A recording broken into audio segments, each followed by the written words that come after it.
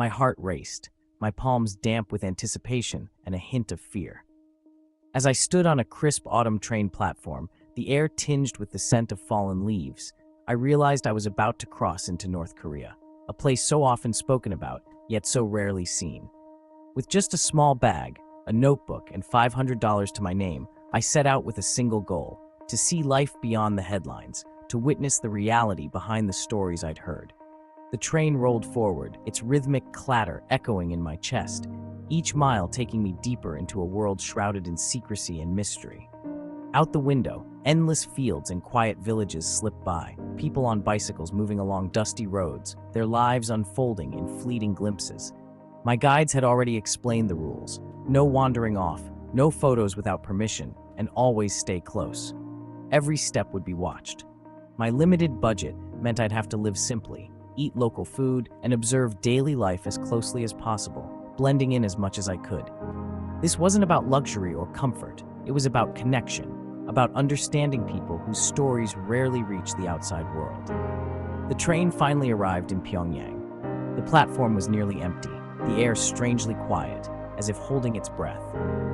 My guides led me into the city as the sun set, casting long shadows over the wide, immaculate avenues, the city's grandeur both inviting and intimidating.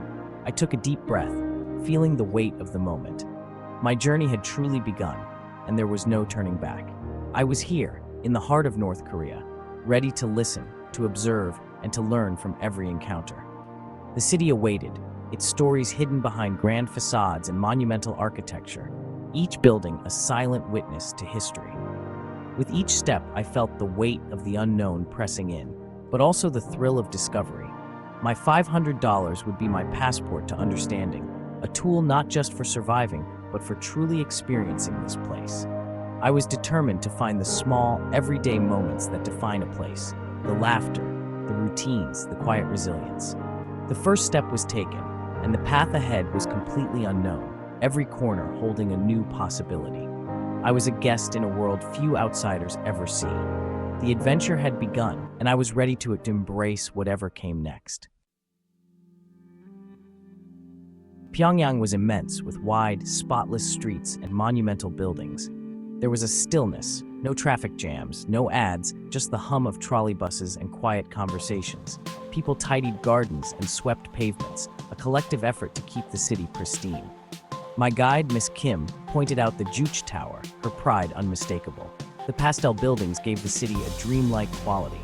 Everyone dressed smartly, with understated elegance and uniformity. The collective was valued above the individual, a striking contrast to my own world.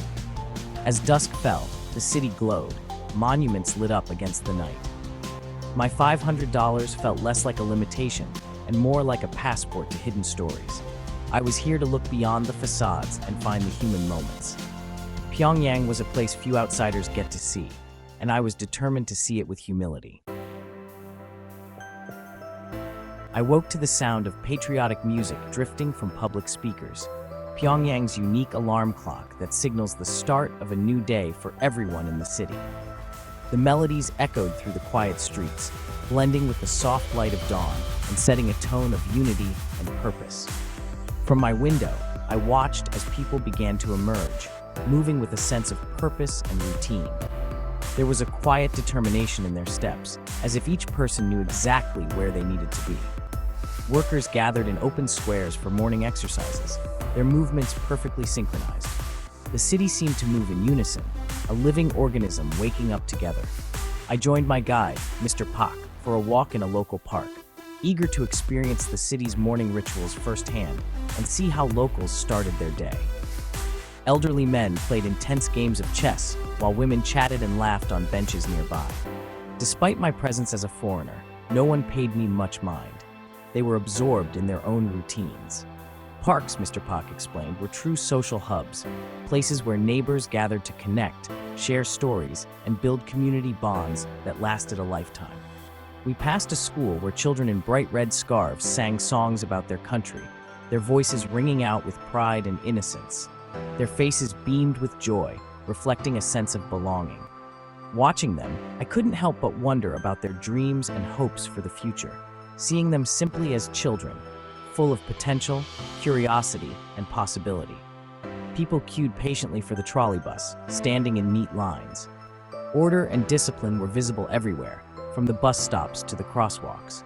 The streets were remarkably clean, gardens carefully manicured, and traffic ladies in crisp blue uniforms directed crossings with impressive precision and authority. This discipline seemed deeply ingrained, a quiet but powerful lesson in community living and mutual respect that shaped daily life. My morning stroll became more than just a walk. It was a true immersion in the city's pulse, a way to feel the heartbeat of Pyongyang as it came alive. The sense of order was striking, so different from the chaos and noise of many Western cities.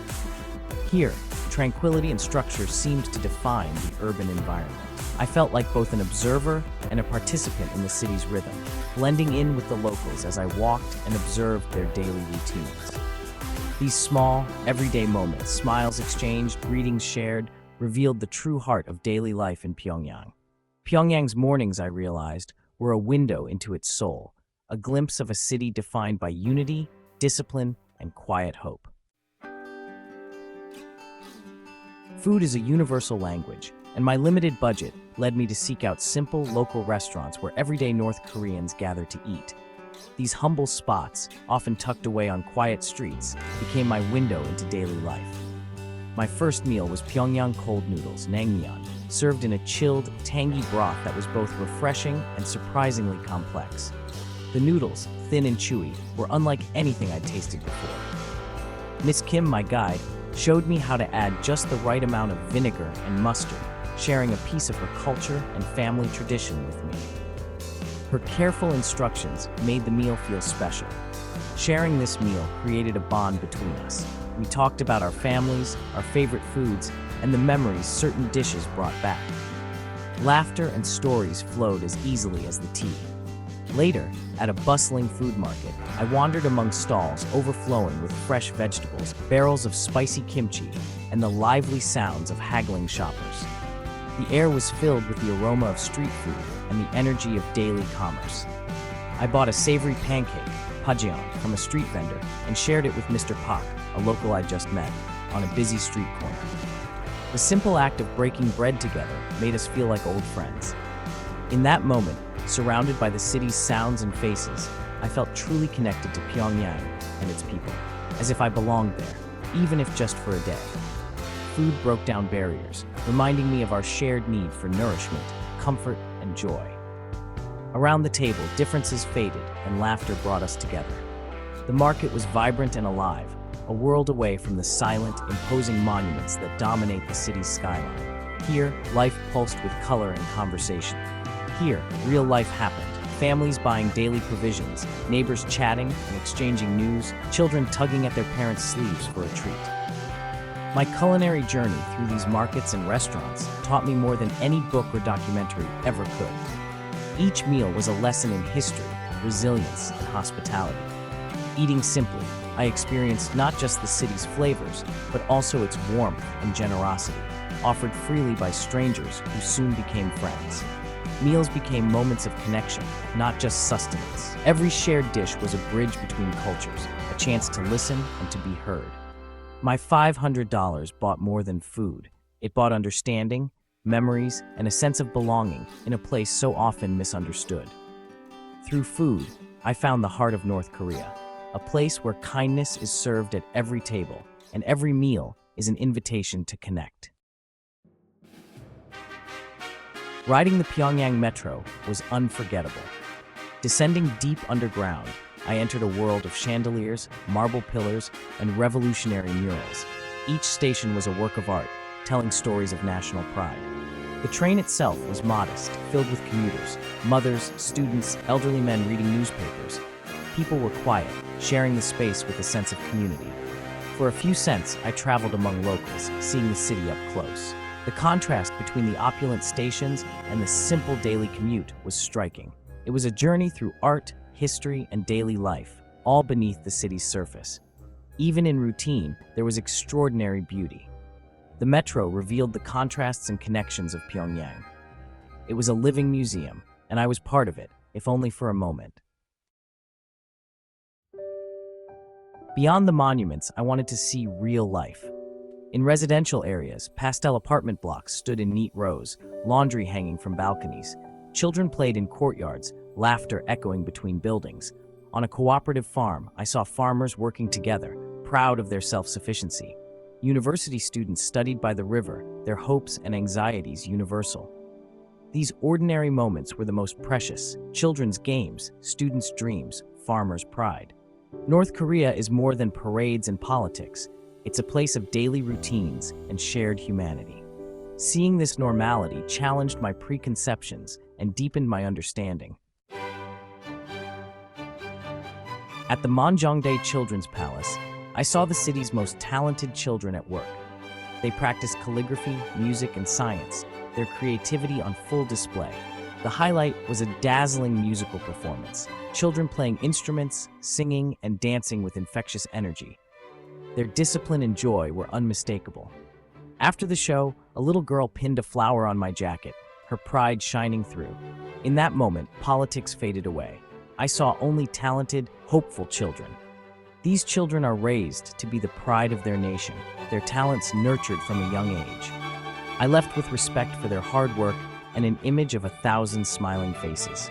Their hopes and dreams shone as brightly as the stage lights. The experience was both moving and unforgettable.